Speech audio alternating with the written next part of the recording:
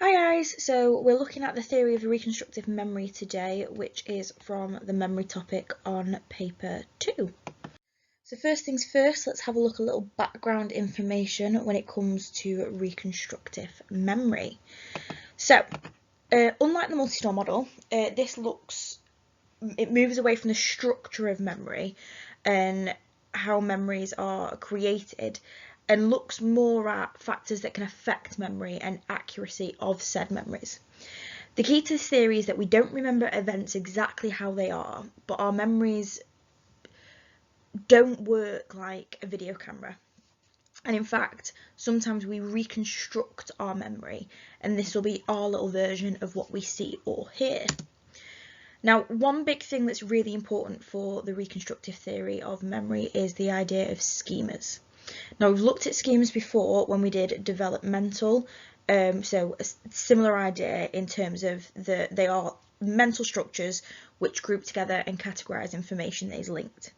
And obviously throughout our lives we add and build on these schemas based on the experiences that we have, and our schema will then affect what we will expect to see in certain situations. Now keep hold of that because that's important for the main chunk of the theory. So looking at the description of the theory, we have got two different processes that create a reconstruction of our memory. The first one is confabulation. Now this is a completely unconscious process where we use our schemas to fill in the blanks. So like I said before, schemas are essentially these mental structures that help us understand what we expect to see. So this allows us to give a more detailed account of a situation that we've been involved in, that we've seen, or that we've witnessed. Our brain doesn't like not having the full picture, so what it does is it tries to make sense of the things that have happened and add in those little pieces of information using the schemas to make the full picture and to make it make sense. Now again, this is a completely unconscious process. We do not know that we are doing it. And then the second side of the theory is distortion. Now this is when our memory is changed by others. So our memory can become distorted after the event. Now this can happen in multiple ways. So what others say, social media, TV, news, newspaper articles, but also potentially leading questions when we are being interviewed by other people or by the police force, for example. So an example of this would be after witnessing a crime. If you talk to other witnesses and hear their account, that may distort your original memory of the incident. So if they said they hear the suspect had, or they saw a suspect have a weapon, your brain might then distort your memory and you go, oh yeah, no, I actually did see them have a weapon as well. So this is the two ways, according to this theory, that our memories can be reconstructed. So we have got confabulation, which is an unconscious process that our brain fills in the blanks, so something internal. But then we've also got distortion, so our memory being affected by external factors, so other people, things that we see, things that we read, or leading questions. Now, okay, so like all the other videos, we've got some evaluation points there for you to look over. Now, you can pause it at this point and try and expand on these evaluation points yourself, or you can keep listening and we'll go into that in a second. However, if you do pause it, then obviously once you've finished, just press play and we'll go through the evaluation points together. So first one then is looking at usefulness. So obviously we've said that that's a positive, because if we know there are issues with accuracy of people's memories, it could help in the criminal justice system.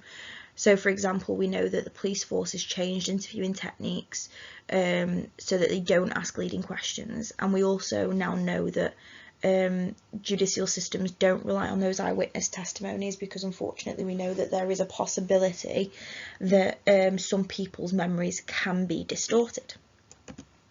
We've also got research to support it. So we've got Braun, Ellis and Loftus's research into autobiographical advertising, which is the supporting study of this theory, and how by getting individuals to place themselves in certain situations, it could actually reconstruct their own memories of what actually happened to them.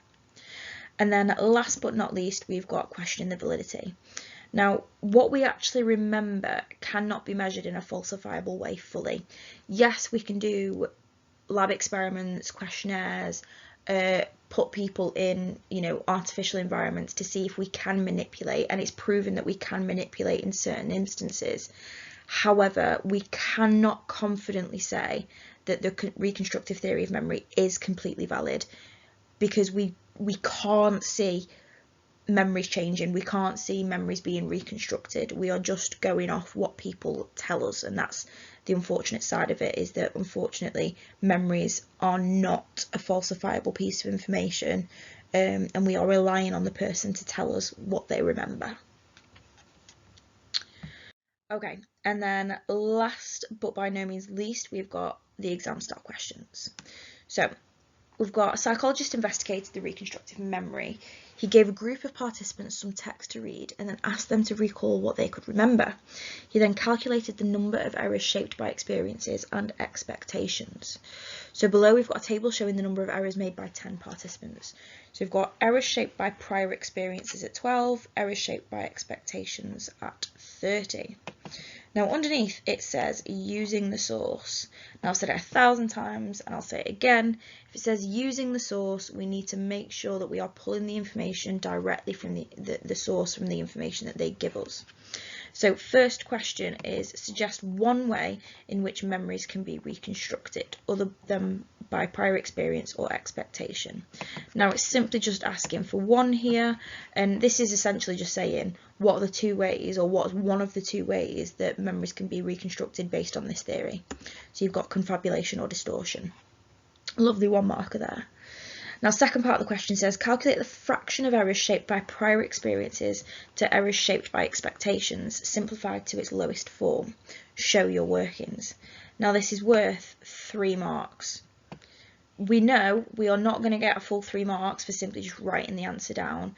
We know that we have to do our working out and put it on the paper for them to see. Even if you can do it on your head, write it down on the sheet, because you're going to get marks for it. That's just a waste of marks if we don't do it. So first things first, it's asking us to complete or calculate a fraction. So we've got errors shaped by prior experiences first, and then we've got by expectations as second. So prior experiences is going to be our first part of the fraction, by expectations is our second part of the fraction.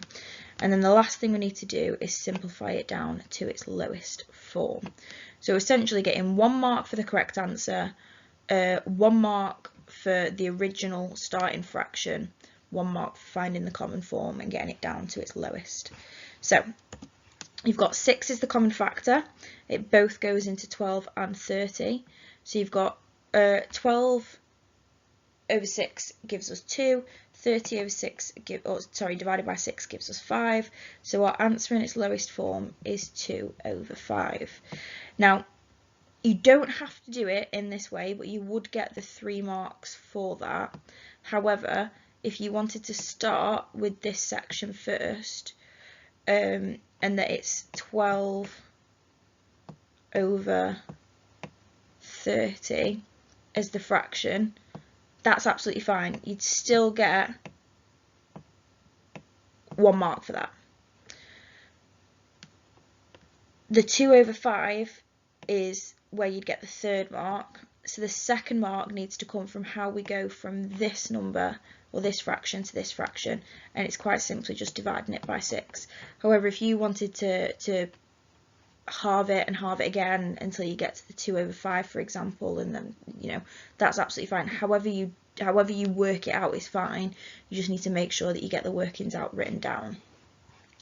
And then last but not least, we've got describe 1 criticism of the theory of reconstructive memory. So going back to the evaluation that we did before, this is worth 2 marks, so it doesn't need to be a massive PEC, but it does need to have some context for the reconstructive theory of memory. So I went with the one that we already spoke about. So 1 criticism of the reconstructive theory is that we have to question the validity. What we actually remember cannot be measured in a falsifiable way fully, meaning that we cannot confidently say that the reconstructive theory of memory is completely valid. Okay, I really hope this has been useful for you. If you've got any questions, obviously come by and see me or Miss. And obviously watch all the rest of the videos as well. That's what they're there for. Hope this has been useful. Thank you. Bye.